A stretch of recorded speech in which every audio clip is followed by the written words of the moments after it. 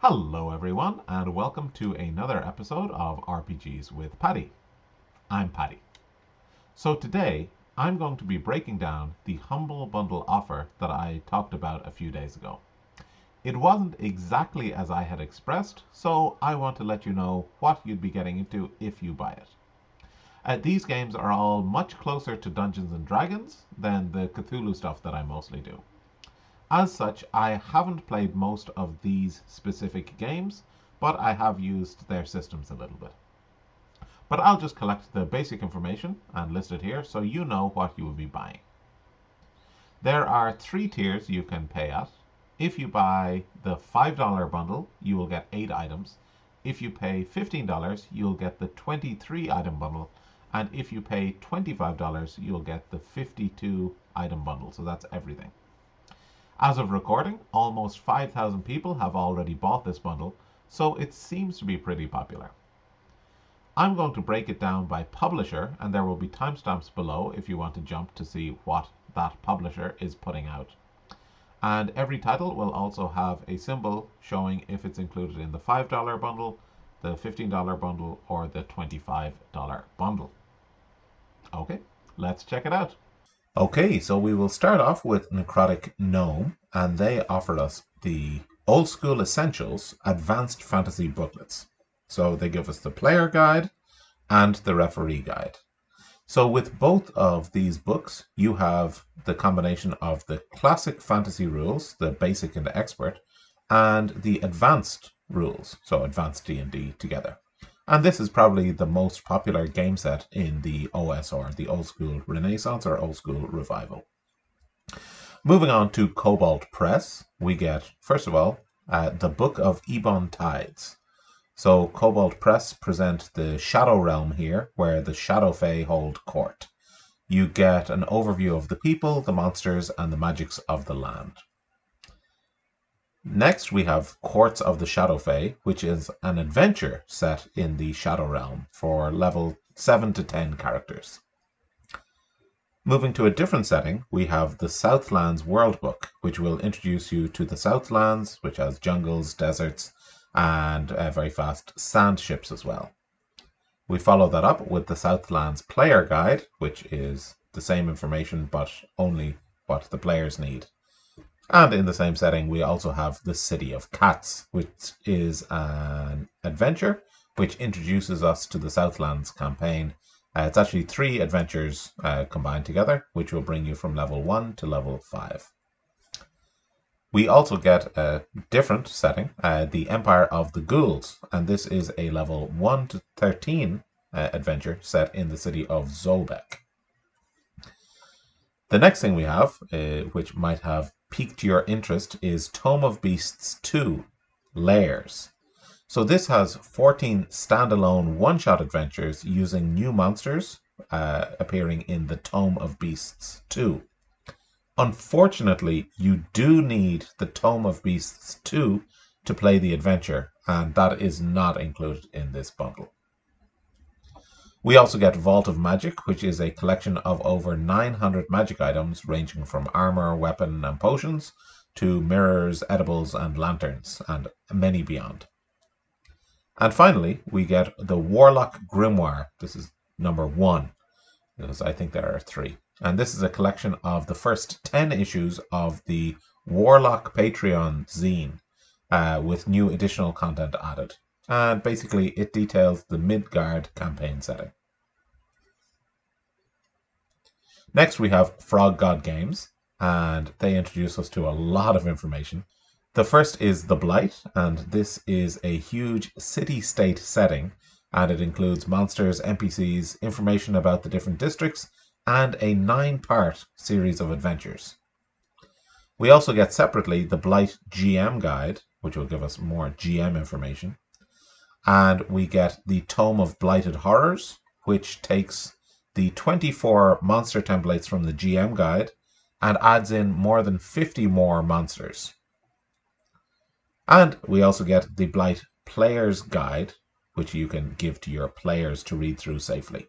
We get the Blight Map Pack, which is maps of the Blight. And we also get the Blight Pathologies, which is 7 mini adventures. After that, we get TB1, so The Blight 1 is a series of adventures. Number 1 is The Crooked Nail. Number 2 is Horror in the Sinks. Number 3 is Bloody Jack. Number 4 is The Crucible. And number 5, the last one we get, is Children of the Harvest. So staying with Frog God Games, but moving to a new setting, we get The World of the Lost Lands. This has been the setting for Necromancer Games and Frog God Games for almost 20 years, and you might know the mega dungeon Rapan Athuk, and it also does include the Blight City discussed before. So the Blight City is part of the Lost Lands, but the Lost Lands is the much bigger world. We also get the World of the Lost Lands 5e addendum. So this is just, the World of the Lost Lands is system neutral, but then we get this information for adapting it to 5e. We get the World of the Lost Lands map folio, presenting us with a lot of maps. And we also get the Lost Lands world map, just looking at it overall. Troll-Lord Games give us a lot of information about the Castles and Crusades system. So we start off with the Player's Handbook, and this is the 7th edition. And it says that this is all we need to get started with Castles and Crusades, although I don't think it includes monsters. We get Codex Germania, which is the mythological realm of the ancient Germans. I'm not entirely sure about that. Then we get a Codex of Ardi, the environs of Aufstrag. So this is an expansion to flesh out the world of Ardi, which comes from the Codex of Ardi, which is not included here. That is a much bigger 280-page campaign setting.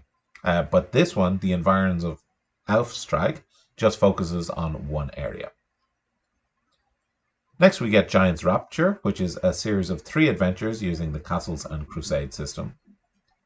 Guilds and Order is a system-neutral supplement, and it provides us with several guilds and orders ready to add into your game or to use as inspiration to create your own. Stains Upon the Green is an adventure set in Tar Kiln for 4 to 8 players. The Hallowed Ring is a standalone adventure for 3 to 5 low-level adventurers.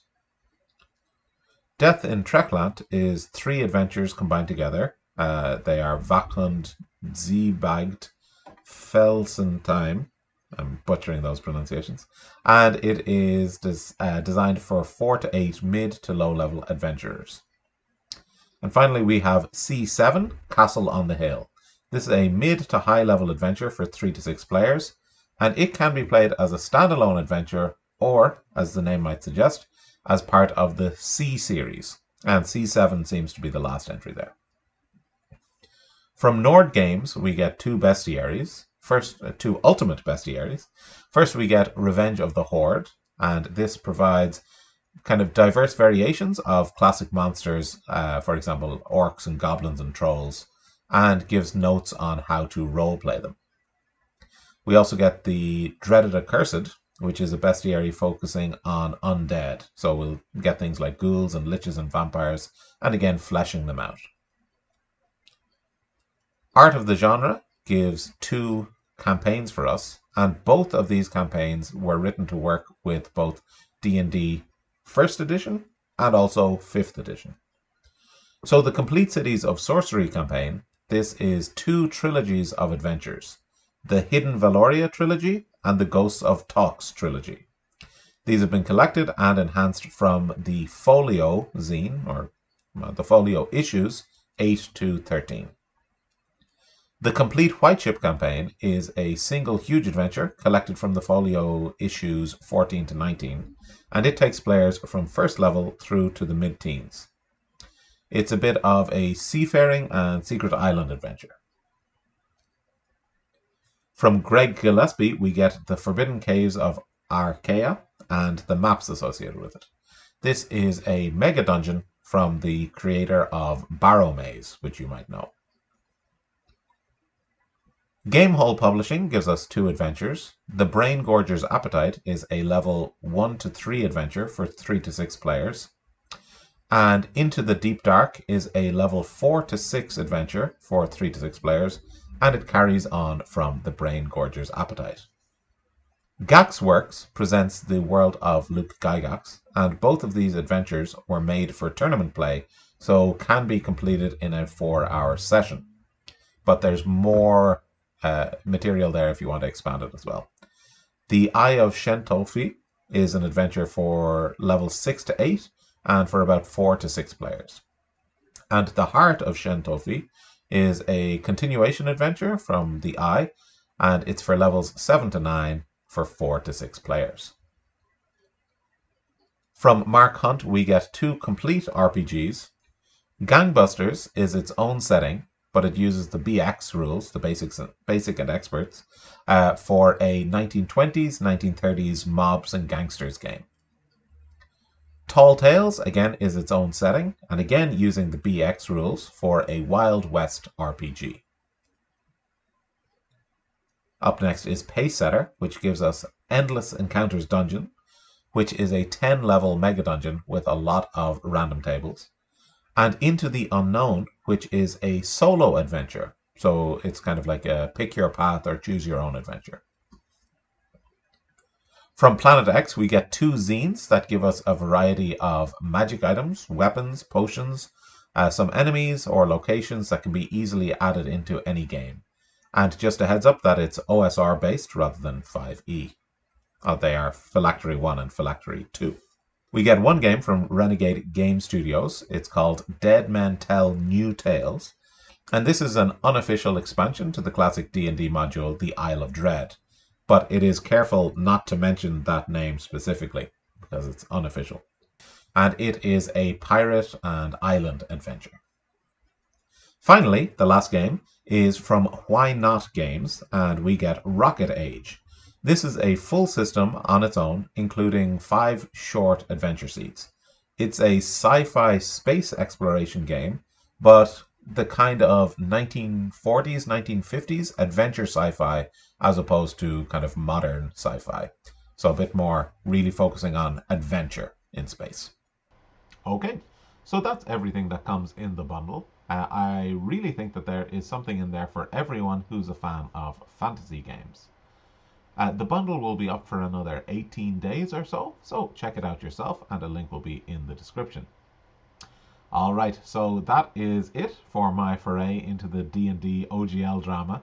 I'm going back now to focus on the new Game Master month, where I learn 3 new systems, Numenera, RuneQuest, and Trail of Cthulhu. That last one isn't actually new for me. In the month of January, and run a session of it by the end of the month. If you feel like joining, feel free to check out any of my videos, or you can just go to the website itself, New Game Master Month. Link will be in the description, and it's free to join as well. After that, I will be going back and reviewing a lot more of the Cthulhu by Gaslight scenarios. Okay, so that is all for now, and I will see you next time. Bye!